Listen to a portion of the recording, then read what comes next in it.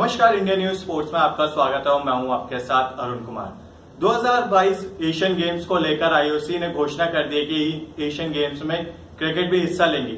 चलिए इसी विषय पर हम बात करेंगे हमारे स्पोर्ट्स एक्सपर्ट मनोज जोशी जी के साथ। सबसे पहले तो मनोज सर, आपका स्वागत है। धन्यवाद। और जैसे कि एशियन गेम्स में आईओसी ने कहा है कि एशियन गेम्स में अब क्रिकेट भी शामिल किया जाएगा, तो कैसे देखते हैं कि क्या बीसीसीआई इस फैसले के लिए तैयार है?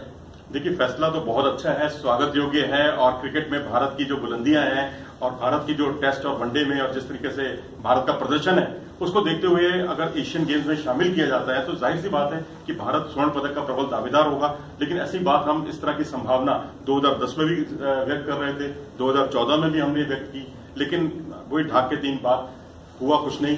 बीसीसीआई जो है, पूरी बीसीसीआई की दादागिरी चलती है यहाँ पर, और बीसीसीआई कतई नहीं चाहेगा कि खिलाड़ियों को यहाँ पर मौका दिया जाए या यहाँ पर खेलें खिलाड़ी, क्योंकि वो किसी भी क्लॉज में बंधना नहीं चाहते। क्योंकि किसी भी क्लॉज में बंधने का मतलब होता है कि आप एक तो खेल मंत्रालय की छत्र छाया में आ जाते हैं, आप भारतीय ओलंपिक एसोसिएशन के जितने जो चार्टर है उसका आपको सम्मान करना पड़ता है। उसके चार्टर का सम्मान करने का मतलब ये हो जाता है कि आप डोपिंग जैसी तमाम चीजों के अंतर्गत आ जाते हैं और आप डोपिंग के संविधान को मानते नहीं है, आप मानते हैं इनडायरेक्टली। क्योंकि अब हमें सबसे बड़ी समस्या ये है कि जो आईसीसी है, इंटरनेशनल क्रिकेट काउंसिल है, वो वाडा के नियमों को मानती है, वाडा के तहत कार्रवाई करती है खिलाड़ियों की। लेकिन जो उससे संबंधित जितने भी बोर्ड हैं, उसमें भारत और अफगानिस्तान ही ऐसे बोर्ड हैं जो वर्ल्ड एंटी डोपिंग एजेंसी की जो राष्ट्रीय इकाई है, नेशनल एंटी डोपिंग एजेंसी नाडा, उसको नहीं मानते। अफगानिस्तान इसलिए नहीं मानता कि उनके यहाँ ढांचागत जो सुविधाएं हैं, मूलभूत सुविधाओं की कमी है। लेकिन बीसीसीआई जो है कि खिलाड़ियों के हाथों बिका हुआ लगता है, सीधी सी बात है, क्योंकि खिलाड़ी जैसा चाहते हैं वैसे बीसीसीआई को वो चलाते हैं। तो जैसे कि आप कह रहे हैं कि डोपिंग वाला ये मामला है, तो क्या बीसीसीआई आईओसी से बड़ा हो गया बोर्ड, या फिर अब आईसीसी को भी वो दरकिनार कर रहा है? तो क्या कहेंगे आप इसमें? देखिए, वो कहता है कि आप डोपिंग बिल्कुल साफ सुथरा खेल होना चाहिए। आईसीसी भी ये कहता है, वाडा के माध्यम से ये कहते हैं, हम भी यही चाहते हैं। तो भैया दिक्कत क्या है? दिक्कत ये है कि वो कहते हैं कि हमारा जो अपना संविधान है, हम जो आईडीटीएम है, हम उसके हिसाब से चलेंगे।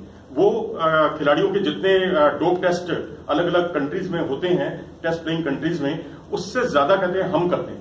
यूसुफ पठान पर पिछले साल बैन लगा था, 5 महीने का बैन लगा था डोपिंग की गतिविधियों में संलिप्त होने की वजह से। उससे पहले जो है प्रदीप सांगवान, जो उभरते हुए खिलाड़ी थे दिल्ली के फास्ट बॉलर, लेफ्ट, उन पर भी बैन लग चुके हैं। कई खिलाड़ियों पर बैन लगे हैं। वो कहते हैं कि हम अपने हिसाब से चलेंगे, हमारा अपना विधान होगा।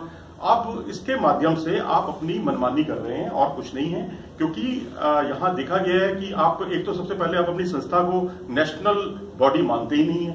अब आप नेशनल बॉडी नहीं मानते हैं तो इसका मतलब ये हो गया कि आप सूचना के अधिकार से अपने आप को अलग रखना चाहते हैं कि आप पर कोई उंगली ना उठाए। सूचना का अधिकार जो है वो आप उसको पूरी तरह से खारिज करते हैं। आप कहते हैं हम कोई पैसा ही नहीं लेते हैं सरकार से, पैसा नहीं लेते हैं, लेकिन आप जमीन सस्ते दामों पर तो लेते ही हैं, तमाम तरह के आप फेवर लेते हैं सरकार से। तो कैसे आप सूचना के अधिकार से अलग हो सकते हैं? यहां पर क्योंकि मामला एशियाई खेलों में भाग लेने को लेकर है, हमें ये नहीं भूलना चाहिए कि 2014 में भारत का, चलो ठीक है, ऑस्ट्रेलिया के साथ कार्यक्रम था, सीरीज चल रही थी, आईसीसी उसको पहले ही तय कर चुकी थी।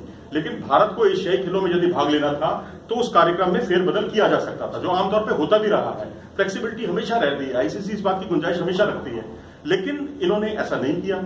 और तो और जो महिला क्रिकेट टीम थी वो तो घर बैठी हुई थी, उसकी कोई सीरीज नहीं चल रही थी, आपने उसको भी भाग लेने का अवसर नहीं दिया।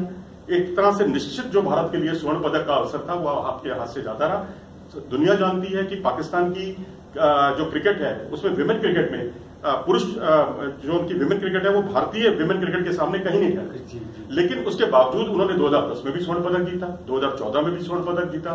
कंपटीशन के अभाव में आप अपना स्वर्ण पदक भी गंवा रहे हैं। आप अपने क्रिकेट जो देश में बिल्कुल एक रिलीजन की तरह, धर्म की तरह लिया जाता है, आप तमाम जो भावनाएं जुड़ी हुई हैं खेल के साथ, उनको बिल्कुल अवहेलना करते हैं, उनको दरकिनार करते हैं, सिर्फ इसलिए कि भारतीय खिलाड़ी नहीं चाहते कि उनकी जो वेयर अबाउट्स क्लॉज है नाडा की, नेशनल एंटी डोपिंग एजेंसी की, उसका आपको पालन करना पड़े। आपको 3 महीने पहले ही अपना कार्यक्रम बताना पड़ता है। आप उससे पूरी तरह से अपने आप को अलग रखते हैं। आप नहीं बताना चाहते कि आपकी ये प्राइवेसी में, आपकी निजता में ये उल्लंघन है, किसी का हस्तक्षेप है। अब आईसीसी को जो चिंता की बात यह है कि वाडा ने, जो कि आईसीसी के साथ जुड़ी हुई है, उसको बहुत साफ तौर पर कहा है कि आप इंटरवीन कीजिए, बीसीसीआई को मनाइए, नहीं तो 2028 के ओलंपिक खेलों में इसका आयोजन, जो ओलंपिक में क्रिकेट को शामिल करने की बात चल रही है, वो भी खतरे में पड़ जाएगा। जो तो बट जैसे कि अभी इन आईओसी की और बीसीसीआई के बीच में ये जो बातें चल रही हैं, आपकी खुद की राय अगर होगी तो आप क्या चाहेंगे कि भारतीय क्रिकेट बोर्ड को फैसला लेना चाहिए एशियन गेम्स में खेलने का?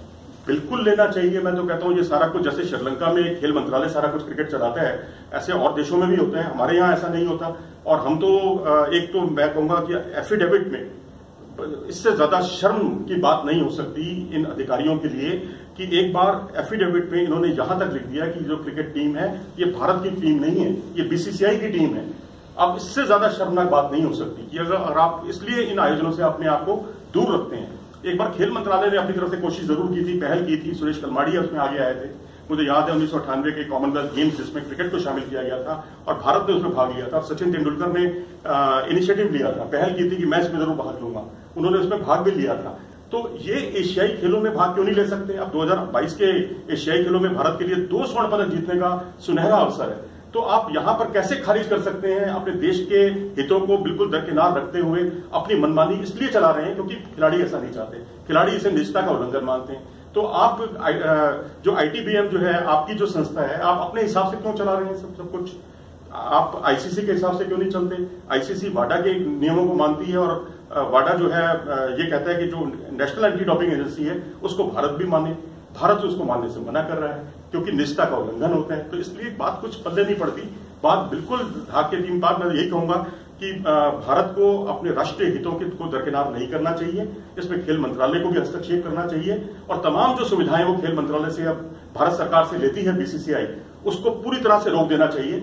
यदि बीसीसीआई इसका कहना नहीं मानती है, आईओसी का कहना नहीं मानती है, या एशियन काउंसिल ने जो ये निर्णय लिया है कि एशियाई खेलों में क्रिकेट को शामिल किया जाए, उसमें भारत की भी मौजूदगी हो, उसके लिए पत्र लिखा है। और ये यहां पर हो सकता है कि अब सीओए जो थोड़ा सा समझदार, मैं कहूंगा इन सब चीजों से बिल्कुल अलग है, वो कोई इनिशिएटिव ले, कोई पहल करे तो बात अलग है। नहीं तो अगर बीसीसीआई के हाथ में कमान जाएगी तो वही होगा जो 2014 में हुआ, जो 2010 में। जी, अब तो हम भी यही चाहेंगे कि बीसीसीआई इस पे कोई जल्द से जल्द अच्छा एक्शन ले और हम चाहेंगे कि एशियन गेम्स में भारत के खाते में 2 मेडल आए, वो भी क्रिकेट के रूप में। चलिए, अगर आपको हमारी ये वीडियो पसंद आई हो तो आप हमारी वीडियो को लाइक करें, शेयर करें, साथ ही साथ आप हमारे इंडियन न्यूज स्पोर्ट्स के चैनल को सब्सक्राइब करें।